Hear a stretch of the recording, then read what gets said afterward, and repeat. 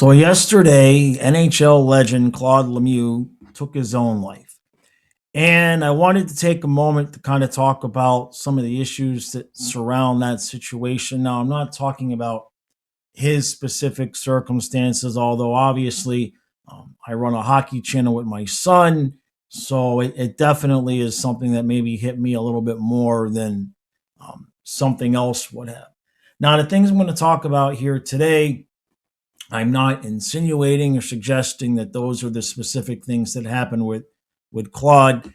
I am using this as an opportunity to talk about things that, to be honest with you, I've been kind of thinking about myself. The truth of it is, about 3 days ago, I think 3 or 4 days ago, I started writing a script, and it was for a video that was going to be out on Monday on this channel.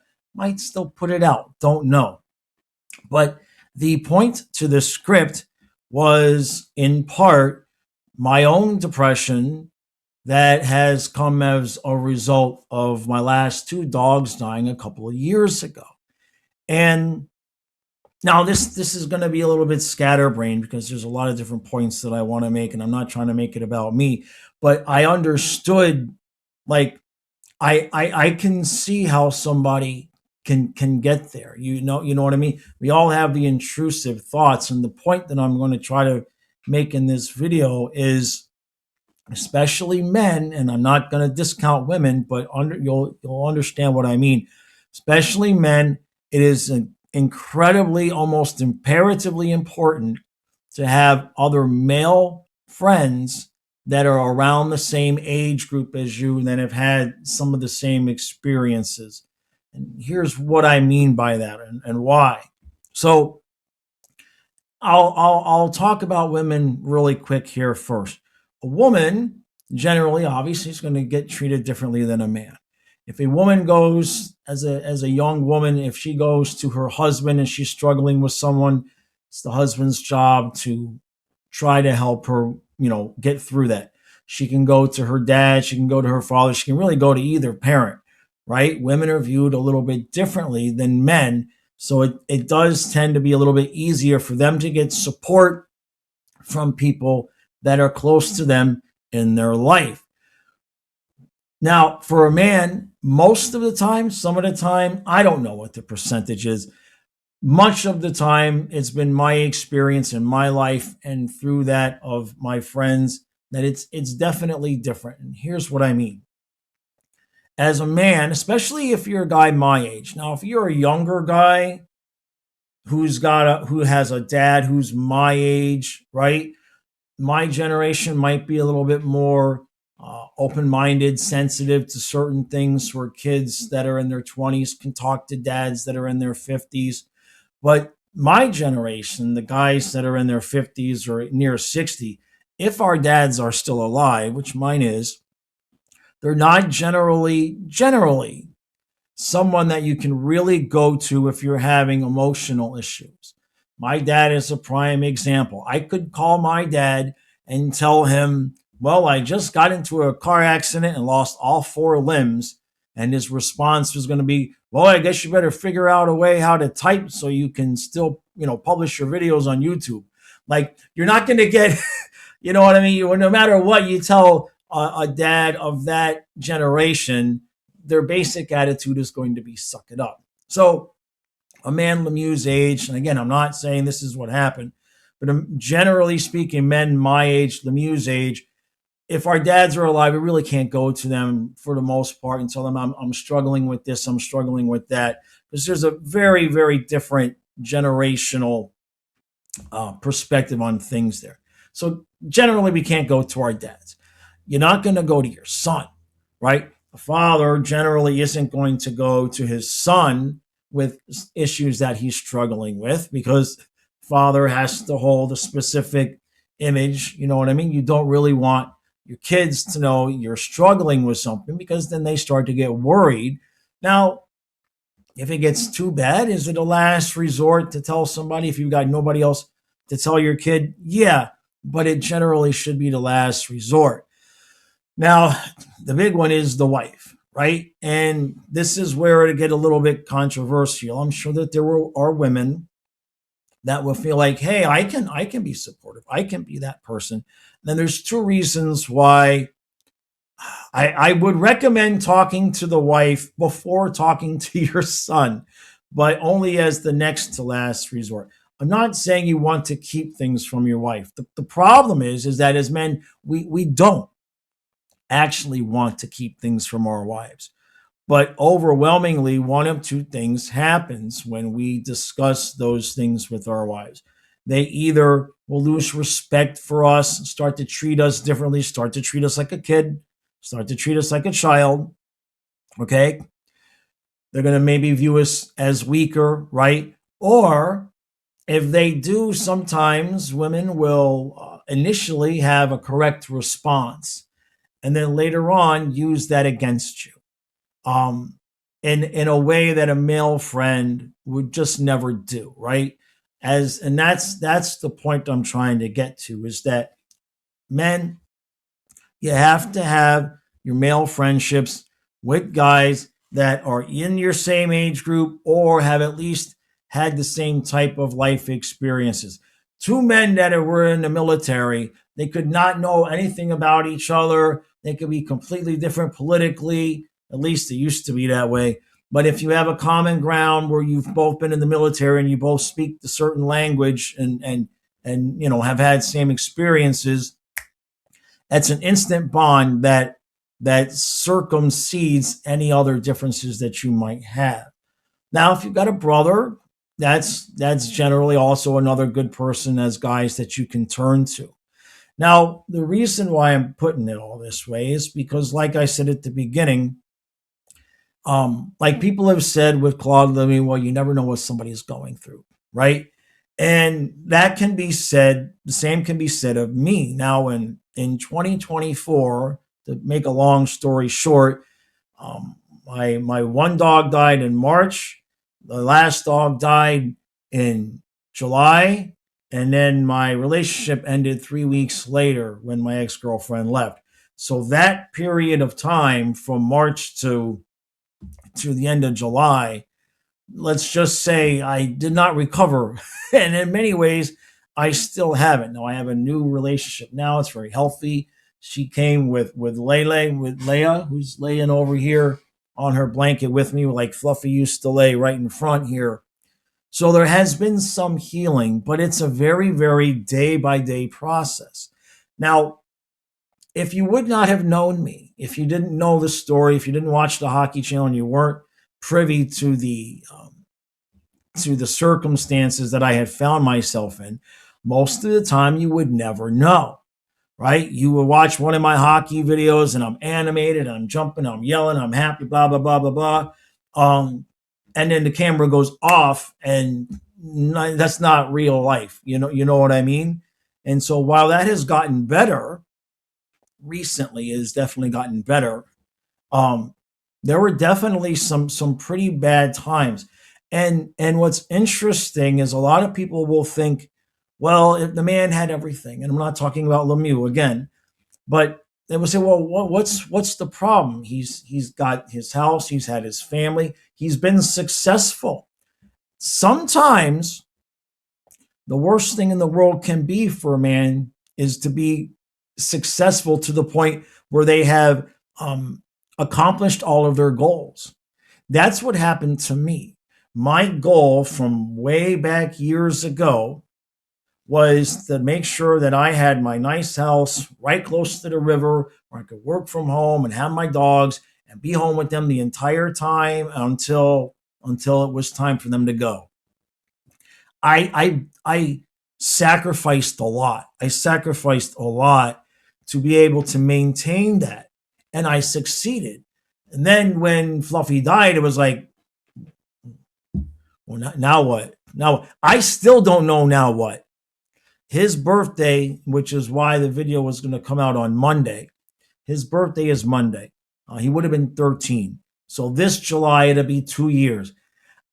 I have no idea what I'm doing. I have not healed. I'm not close to healing. I have no idea. I'm just going through I'm going through the motions. I do my videos. I make sure I got food in the house. But in terms of having the goal that I had before, that I was putting all of my effort into to succeed and making sure that the dogs had that life and I was home with the kids and all of that. Like I don't have that. I'm just floating. And so the point there is that you never know. You never know what somebody's actually going through on the inside. And it doesn't matter the level of success it might look like they're having from the outside.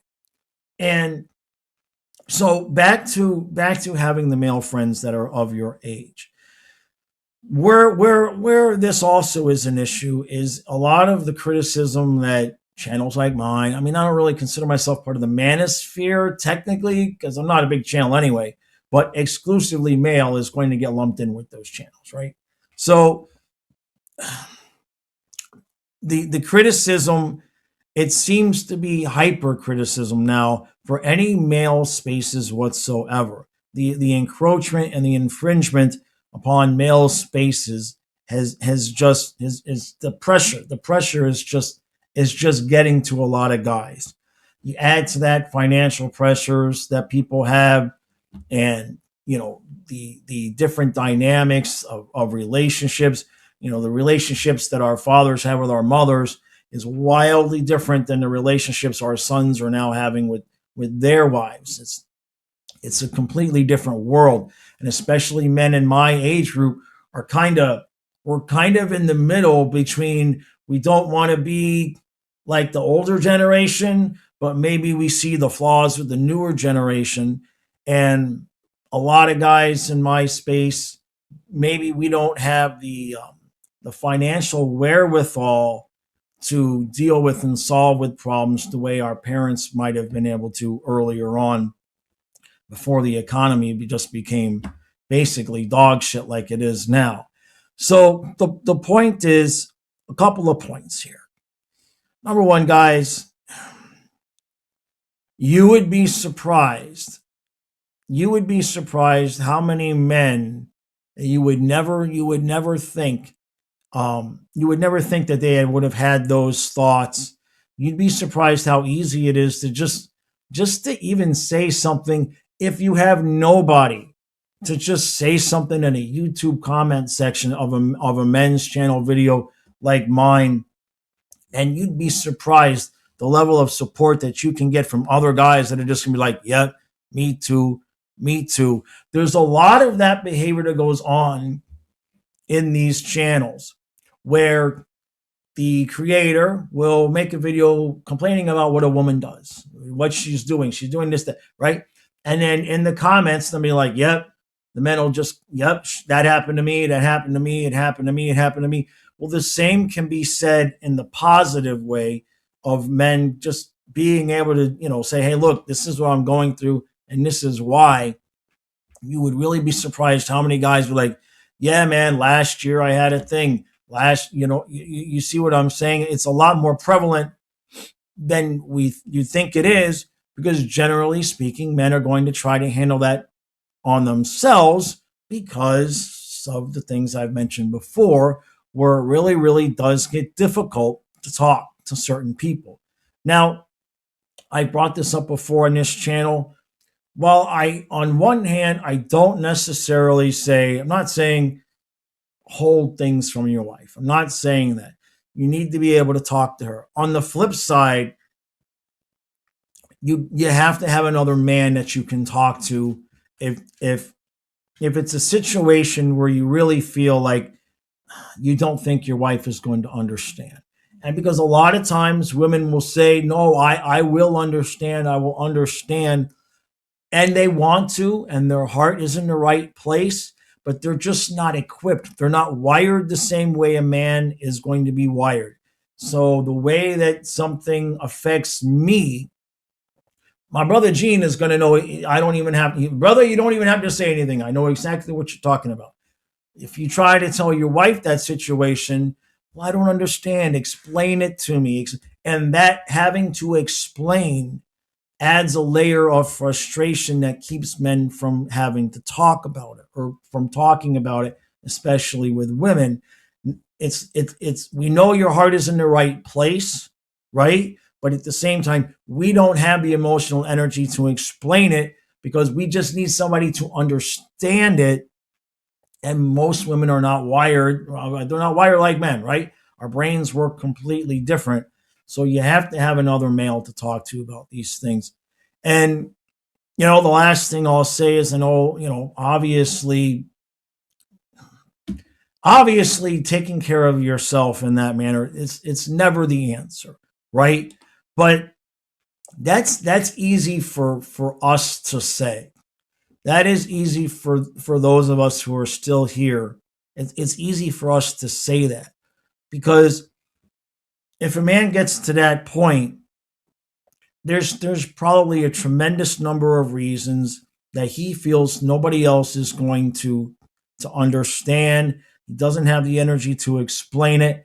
And the difference between life and death sometimes in these situations can just be one person. It don't even have to be a friend. It can just be somebody at the grocery store. When I was in the worst shape in the months following, right? Dog died, relationship ended. And I mean, it ended like splat. It was like lived together for 6 years and then just like never even had a phone conversation after that. And who am I going to talk to about that, right? You know, and I didn't even want to talk to people that I knew would be supportive. I didn't want to call my brother Gene. I didn't want to talk. I didn't want to even dig that deep into about it. I just needed somebody to just say, man, I get it. Man, I get it. And so, I mean, I had a couple conversations with people at the gym, a couple conversations with people at the grocery store. I didn't know them. I don't know their names. I don't even see. We didn't become friends. It was just a human interaction where what I was feeling, I had to get it out. I had to say, you know what I mean? Um, it probably took me 2 months. It probably took me 2 months to get to the point where I didn't start every interaction. You go to the post office. Hey, how you doing? Well, my dog just died.